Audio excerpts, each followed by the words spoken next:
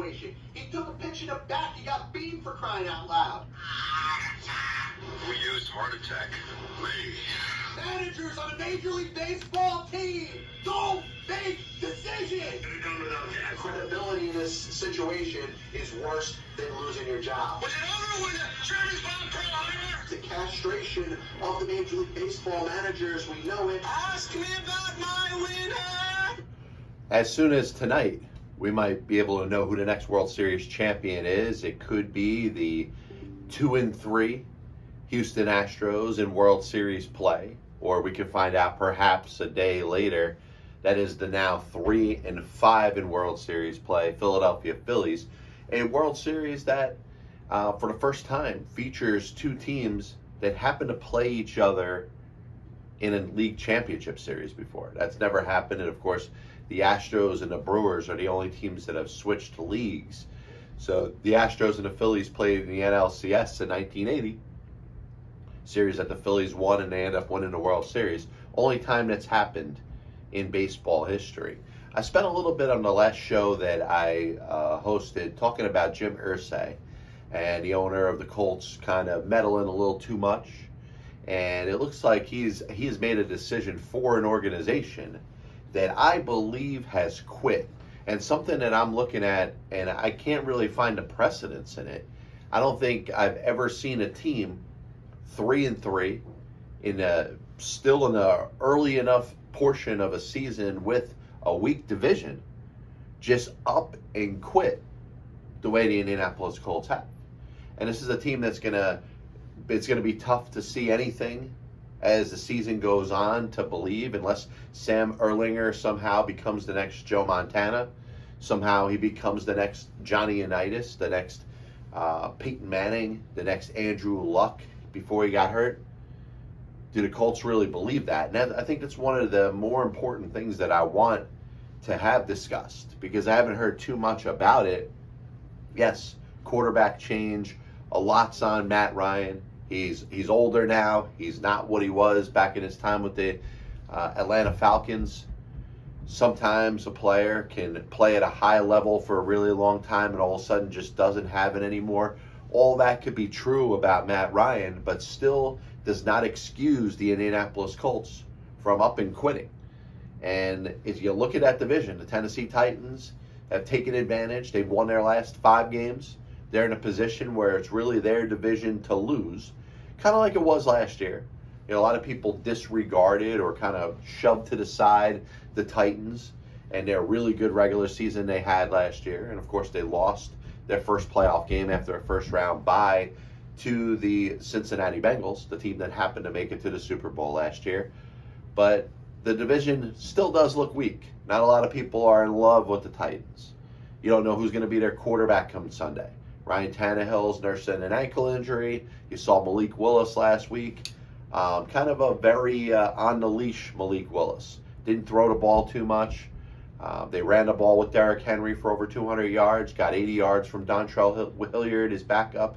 So if you're going to run for over 300 yards in a football game, you're likely to win. And it doesn't matter who your quarterback is. You don't need anything from your quarterback at that moment. Malik Willis, if he's under center again, we'll see. We'll see if he gets a chance to throw the ball a little bit. But that's not my point. It's not what I want to get into today. I'm looking at the Colts, and I think they have a good history. This is a proud football team, one that goes back to the days of the NFL. Of course, switching to the AFC after a little while, which they're known as. And you think of Luck, you certainly think of Peyton Manning and his dominance with Marvin Harrison and Reggie Wayne and Tony Dungy. And you wonder, who makes that decision, first of all, that you just up and quit in the middle of the season? And we're going to mention quit. It's going to be one of the themes of this show as we move on forward today. The Colts quit with a 3-3 record, and that bothers me. Is that on the general manager, Chris Ballard? Is it on the coach, Frank Reich? Because in the end, they still want employment. They don't want to lose their job. So there's a fear that exists in that organization. And you've seen many examples of owners meddling and very few instances where it ends up becoming a good thing. And if there's something that has to change in Indianapolis with the Colts, Might not be the general manager, might not be the coach. You could try the quarterback again. How many different quarterbacks are you going to go to since Andrew Luck hasn't been there before? Since he retired. You look at the likes of Jacoby Brissett, who held the position down adequately. Then there was Phillip Rivers, there for 1 year and retired. Then you went to Carson Wentz, old debacle at the end of the season last year. If you look back at Carson Wentz's numbers, really weren't that bad last year. They forced him out. They traded him. Big hopes, high hopes for Matt Ryan, right? Kind of didn't work out. Matt Ryan wasn't the same player. So now you're going with Sam Ehlinger. Not a lot of promise when you're talking about this guy being a solid quarterback of the future in the National Football League. Maybe I'm wrong. Maybe he goes out there and leads the Colts to victory. But this is a move that seems like there's a lot of quit showing. I look at Kyrie Irving and I try to come up with a POV, a take that I haven't heard too much. Everybody's got to get their 2 cents in, about Kyrie Irving. And listen, Kyrie has become a distraction not only to his team, but to himself, to his own brand. It's going to be hard to think of whether it's a shoe company or anybody that wants to endorse or have Kyrie show the likes of their item to the world. You don't want him representing your brand. And Kyrie shared those clips from a very racist movie. Basically, by sharing it, says, hey, I endorse this. A guy that thinks he's very smart, an intellectual. And I bring this up because, I know a couple intellectuals. I've done research on the mind of an intellectual. I will never be one. But an intellectual tends to think very deep into things. And before they say it, before they share it, there's these third, fourth, and fifth dimensions into the layers of the thought that they're trying to put out there. And if Kyrie Irving was, as Michael Wilbon called him, Frederick Douglass, like he claims to be in his own mind, he would have seen the repercussions of the hate that is thrown out there in this movie and would have better stated what his point, whatever it is that he wanted to say. So he's not an intellectual. That's not what I want to talk about in regards to Kyrie. In fact, I'm going to take a different stance on him. Now, he was forced by the Brooklyn Nets with a suspension. Said, hey, you're not going to play basketball. You're not going to get paid. We're giving you every opportunity on your own to go out there and apologize, specifically making exact references to what is hateful and to condemn hate speech, to condemn anti-Semitism, all different things that he refused to do on his own. And there's nobody, it's not like there's nobody whispering in his ear as this is going on. He has multiple press conferences, multiple opportunities to condemn anti-Semitism, to condemn the hate that's in the video, and say the right thing. And he doesn't. He doesn't until he is suspended. And once he's suspended, he goes out there and he apologizes. He says all the right words, whether that's his own words or help that he got. He could say it's his own words, and I'll believe him. He said all the right things. And the bottom line is he expressed remorse and expressed a sincere, apologetic nature to the harm that it could have caused and did cause to people of Jewish descent. And guess what? I accept the apology. I hope many in the Jewish community accept the apology. But if somebody is contrite, it's an understanding about what they have learned over a series of time. And that's all we are. We evolve. We learn different things.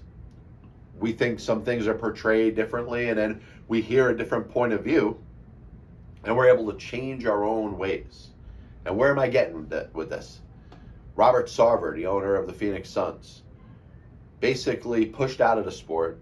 I stated earlier, it would be very hard for him to continue his day-to-day operations as the owner of the Phoenix Suns, whether it's through a suspension of 1 year or even if the suspension was longer.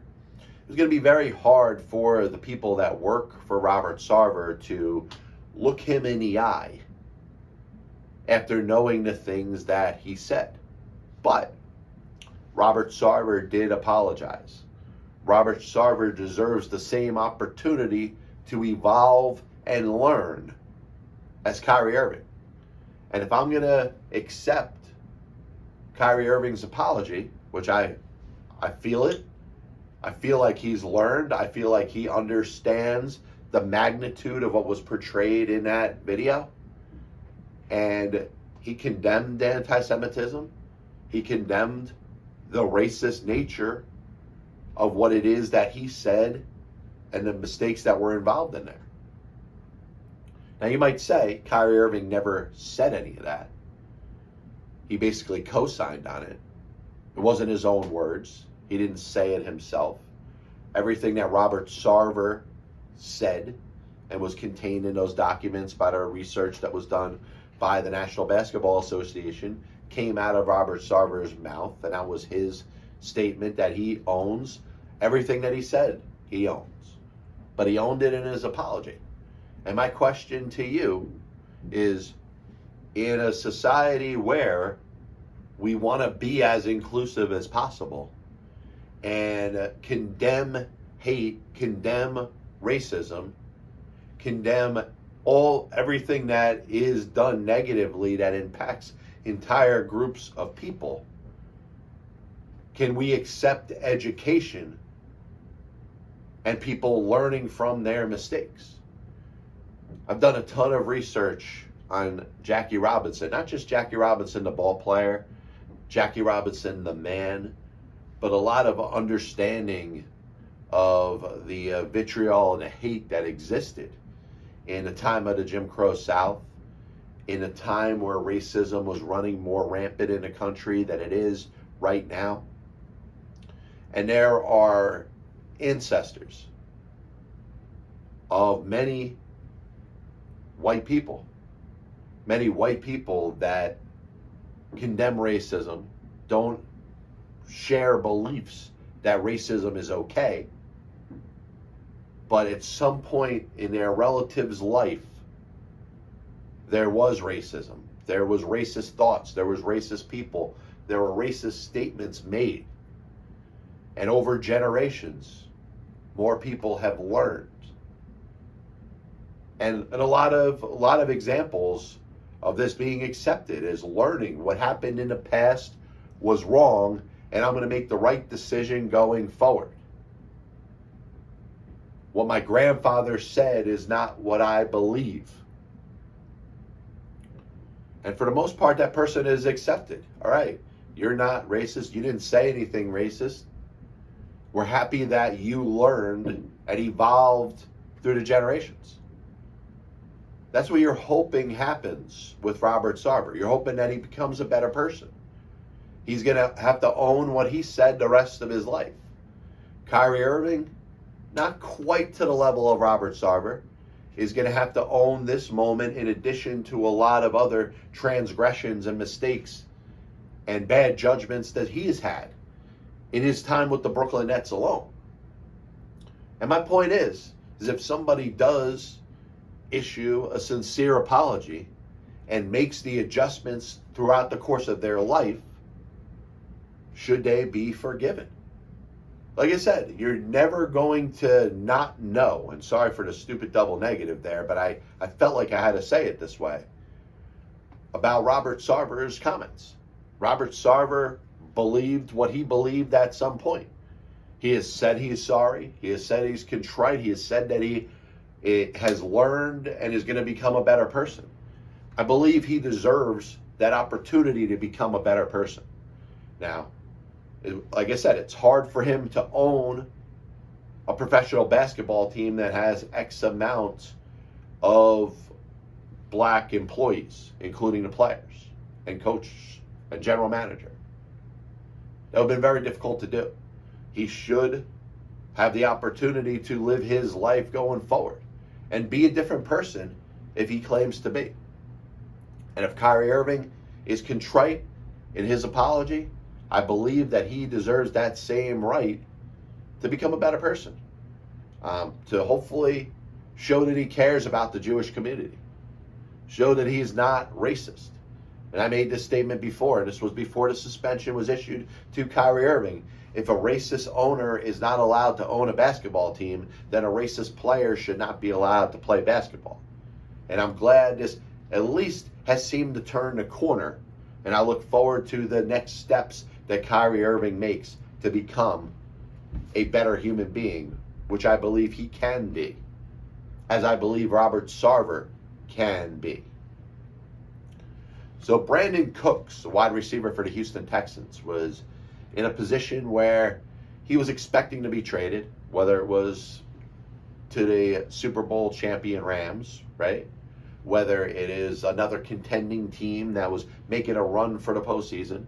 Me, as a Tennessee Titan fan, would have loved to have Brandin Cooks on my favorite team squad. But the bottom line was that didn't happen. And you ask yourself why? Why didn't it happen? Maybe the Houston Texans were expecting a little too much in return for Brandin Cooks. Maybe, in the end, there just wasn't that much interest. You heard some discussions with the Cowboys, the Rams, a couple other teams, and nothing ended up transpiring.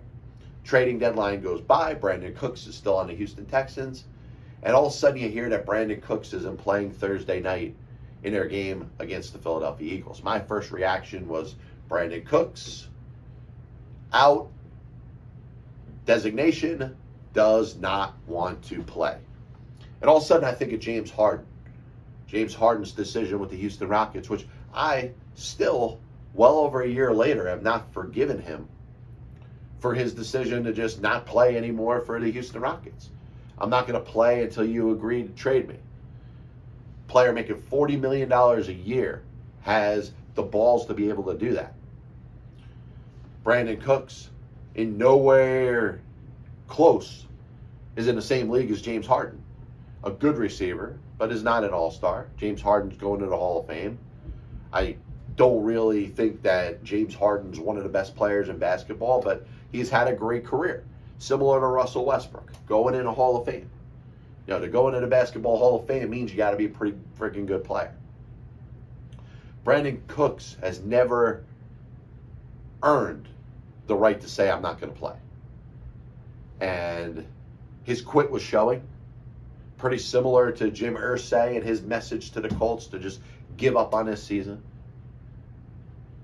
What made this and turned this into a good ending was that after the game, on Thursday, Lovie Smith, the coach of the Houston Texans, took ownership to it. Said, hey, Brandon is going through a lot, was expecting a trade, was not in a right frame of mind to play. I was the one that decided he was not playing. Great job. That's a great job by his coach, sticking up for his player and putting it on him, making this story go away. And when Brandin Cooks showed up at practice, whether it was Friday after the game, that to me showed that I'm willing to forgive Brandin Cooks. I'm willing to forgive Brandin Cooks. I'm willing to forgive Kyrie Irving. I'm willing to forgive Robert Sarver. If they're sorry, and obviously you're talking about three completely and distinct different things, being contrite and being remorseful and making an attempt to become a better human being, I'm down for that. This is the Pass Ball Show, brought to you by JohnPLA.com, by St. Aloysius Church in Jackson, New Jersey, by Two Ways, one passionate food truck located in Scranton, Pennsylvania. Hopefully we'll be back with you next week. If I could get a little more attention, if people could click on my videos or my podcast a little bit more, I'll do live shows. I don't care. In order to do live shows, there has to be somebody actually there watching. So we will consider that as we move forward. God bless you. And as always, I'll see you on the other side.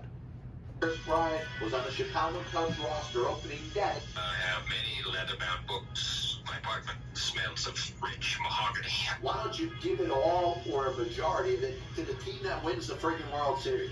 I was going to listen to that, but then I just carried on living my life. I may come out as the biggest Major League Baseball manager apologist. It'll only make someone work just hard enough not to get fired. Because hitters are going out there saying, I'm either going to hit a home run or I'm going to strike out. And if I don't get a pitch that I feel like I could drive out of the park, I'm not even supposed to be here today. especially prospect hoarders and hoarders, are going to be a little pissed off at me when I say this.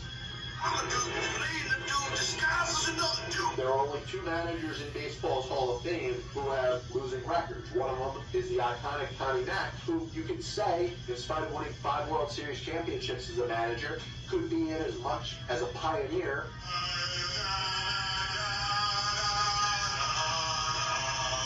And what side of the spectrum they're on. Were they pitching? Were they batting? If your favorite team was pitching and a ball got inside and hit a batter, there's no way it could have been on purpose. But if you were a fan of the team that was batting and the ball got inside and hit somebody or went behind somebody's head, absolutely 100% unequivocally that pitcher was throwing at him. They put their tail between their legs and decided they're going to do exactly what they're told. You damn well right better give him a contract extension. You damn well right better make him the manager over the next series of years. 35 years ago, I could have loaned your parents the money for an abortion.